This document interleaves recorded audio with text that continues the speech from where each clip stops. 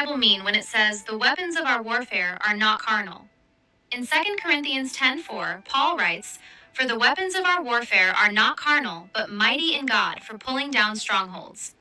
The word carnal here refers to physical weapons or human tactics that rely on worldly ability rather than God's power. In other words, spiritual battles are not won by human reasoning, pride, force, or persuasion, but by God's strength and truth, bringing every thought into obedience to Christ. When Paul wrote this, he was defending his role as an apostle against some false teachers in Corinth who were trying to discredit him.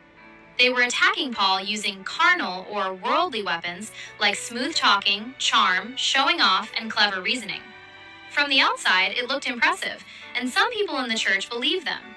But Paul didn't try to compete or out-argue them. He reminded the church that spiritual battles need spiritual weapons. You can't fight a demon with a debate or overcome darkness with clever words. Only God's power can break those strongholds. So what is a stronghold?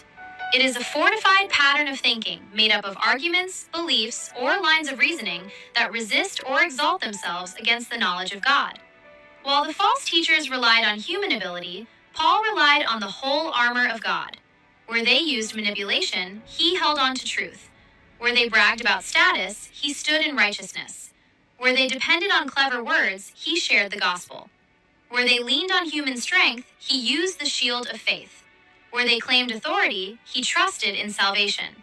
And against every attack, he wielded the sword of the Spirit, which is the word of God. Look at Jesus.